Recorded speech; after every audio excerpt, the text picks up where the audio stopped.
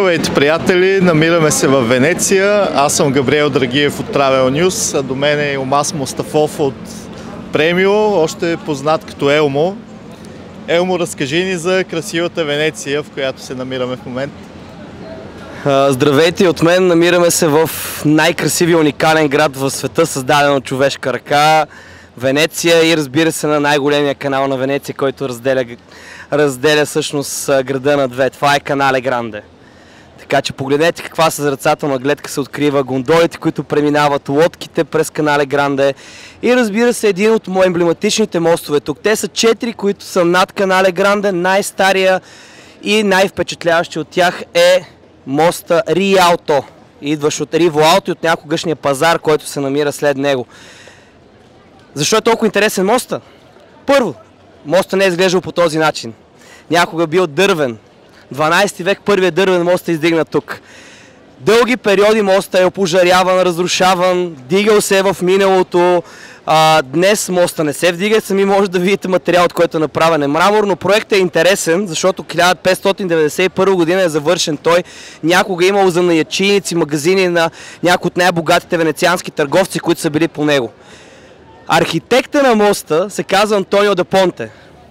След като е пусната поръчка от венецианската управа за новият мост, той е избран за архитекта на моста. След много скандали смятало се, че тогава трябва един друг архитект да построи моста и неговият проект е бил много по-функционален и по-добър. Андреа Паладио. Това е архитекта, който днес белязва Венеция със своят неокласически стил.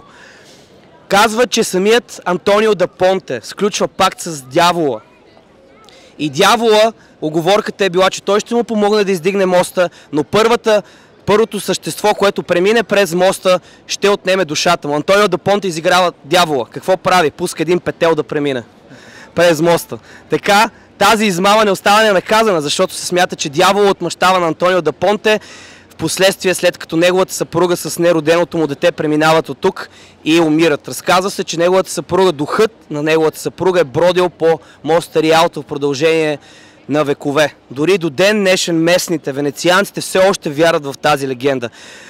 Още по-интересното е, че когато приемат възможните проекти за моста и на един друг гениален на Ренесанса, гениална личност, това е Микеланджело, проект отхвърлен от венецианците. Може да си представите колко са горди те с това, че техен венециански архитект построява това чудо, което тук разделя Венеция на две. И от тук може всъщност най-лесният път, най-впечатляваща гледка се открива към някогашните венециански домове. Днес хотели, ресторанти.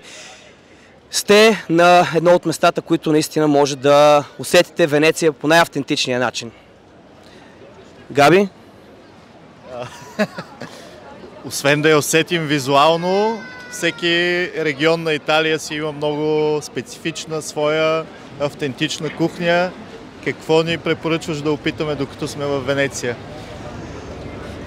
Тук едно от нещата, които силно ви препоръчвам, са морските дарове. Разбира се, намираме се на Венецианската лагуна, на север на Адриатика. Нормално е морските дарове да бъдат най-често срещани в венецианската кухня. И всъщност спагети с мастило от сепия е едно от нещата, които много често се предлагат. Различно, нещо, което трудно може да опитате на други места из Италия. Чикети, това са едни хапчици, които ви изключително много ще ви подкрепят, докато си пиете коктейла в Венеция.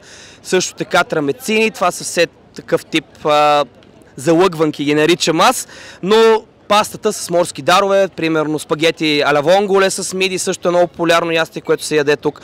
Има много неща, които наистина са леко претрансформирани, особено с морските дарове при венецианците, но пълно нормално е. Тук може да опитате и страхотен сладолед, Габи, много по-маслен, невероятни сладоледаджийници има в Венеция и разбира се коктейлите, които се предлагат на някои от забележителните места, като Сан Марко примерно, така че там може да пиете едно кафе в най-старото кафене в света, кафе Флориан.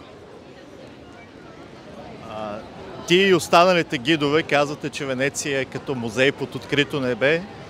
Според теб, кои са топ 3 забележителностите, които българите веднага могат да видят в Венеция? За мен лично много трудно може да ги класираме коя е по-най, но аз лично обожавам базиликата Сан Марко, където лежат мощите на един от 4-мата евангелисти Свети Марк. задължително трябва да се посети базиликата. Това е наистина нещо много забележително. Най-пъстрата базилика в света. Това е като пещерата на Али Баба, много често може да бъде наречена. Също така и двореца на Дожите, една от най-големите сгради управленски през средновековния свят и разбира се и след това. Така че тя е, обиколката там може да премине часове, може да прекарате, дори да преминете през емблематичния мост на Въздишките, който трябва да влезете в двореца на Дожите, за да го видите. Аз лично обожавам и галерията на Академията с произведенията на изкуството, които се съхраняват вътре. Забележителното вътре в галерията на Академията е Витрувиански човек на Леонардо да Винчи. И също така може да споменем, че посещението на Венеция е обвързано и с това, че Premium Travel скоро ще предостави на своите клиенти и възможността да посетят Венеция, да посетят област Венето, в която се намираме, като очаквайте и нашата програма, която ще бъде много скоро в нашия сайт. Освен Венеция, кой друг град ще включва програмата? Къде още ще ходи тази програма? Програмата, която ще бъде за региона Венето, ще включва със сигурност Венеция. Разбира се, няма как да пропуснем и града на любовта Верона, със сигурност, както и разбира се град Падуа, който е неразривна част от маршрутите, които са в тази част на северо-источна Италия. Падуа също е интересен град, който е наричан по-малката сестра на Венеция заради каналите и естествено там се намира една от най-важните базилики в християнския свят, където са мощите на Свети Антоний. Добре, благодаря ти, Елмо. И аз ви благодаря. Скъпи зрители, очаквайте новата програма на Премио и препоръчвам ви горещо да се възползвате от нея и да разгледате този прекрасен град.